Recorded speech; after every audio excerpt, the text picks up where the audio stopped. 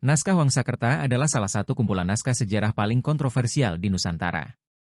Naskah ini diklaim memuat sejarah kerajaan-kerajaan di Nusantara, disusun oleh Pangeran Wangsakerta dari Cirebon pada akhir abad ke-17.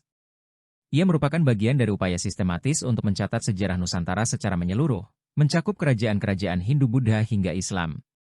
Salah satu kitab terbesarnya, Pustaka Raja-Raja Bumi Nusantara, memuat sejarah dari berbagai kerajaan besar, termasuk Majapahit, Sriwijaya, Mataram kuno, dan kerajaan-kerajaan di luar Jawa seperti Aceh dan Maluku. Namun, keaslian naskah Wangsakerta telah banyak dipertanyakan oleh para sejarawan. Penemuan naskah ini baru terjadi pada akhir abad ke-20, jauh setelah banyak naskah sejarah kuno lainnya ditemukan. Sejarawan seperti Hasan Jafar dan Ayat Rohaidi menilai bahwa gaya bahasa dalam naskah ini tampak modern, tidak konsisten dengan naskah-naskah kuno lainnya yang sejatinya ditulis pada masa abad ke-17.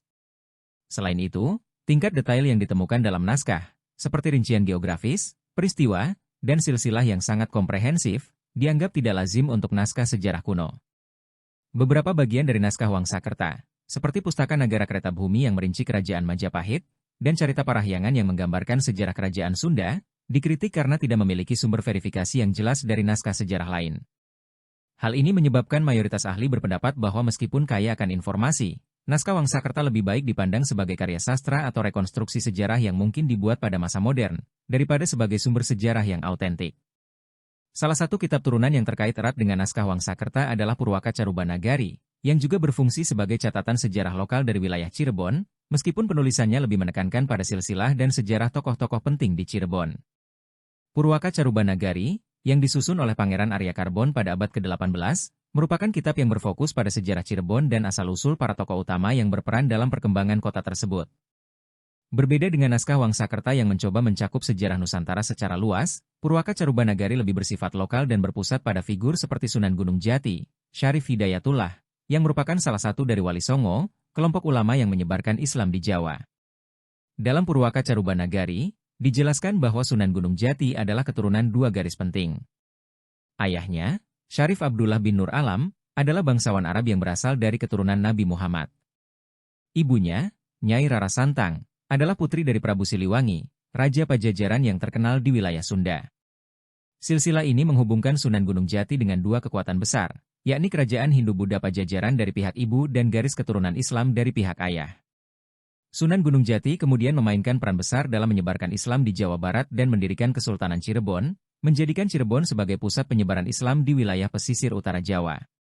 Purwaka Carubanagari juga mencatat pentingnya peran Sunan Gunung Jati dalam menjalin hubungan politik dengan Kesultanan Demak di Jawa Tengah dan Kesultanan Banten di Jawa Barat. Cucu Sunan Gunung Jati, Sultan Maulana Hasanuddin, menjadi sultan pertama di Banten, memperkuat aliansi antara Cirebon dan Banten dalam penyebaran Islam. Nilai historis Purwaka Carubanagari dipandang lebih tinggi daripada naskah Wangsakerta oleh beberapa ahli, karena berfokus pada wilayah yang lebih spesifik dan menyajikan silsilah yang dapat diverifikasi dengan tradisi lisan dan catatan sejarah lainnya. Namun, seperti halnya Wangsakerta, sejarawan juga memperingatkan bahwa beberapa elemen dalam naskah ini mungkin lebih bersifat legendaris atau mitologis daripada catatan sejarah yang objektif. Silsilah dan kisah tentang Sunan Gunung Jati, meskipun diterima secara luas, tetap perlu diverifikasi dengan sumber-sumber lain agar mendapatkan gambaran yang lebih akurat. Dengan demikian, meskipun naskah Wangsakerta mencoba merangkum sejarah kerajaan-kerajaan di seluruh Nusantara, Purwaka Carubanagari lebih berfokus pada silsilah Sunan Gunung Jati dan sejarah Cirebon, sebagai turunan yang lebih lokal dan terfokus. Kedua naskah ini mencerminkan upaya untuk merekonstruksi sejarah dari sudut pandang tertentu, meskipun keduanya masih perlu diteliti lebih lanjut untuk memastikan keabsahannya sebagai referensi sejarah.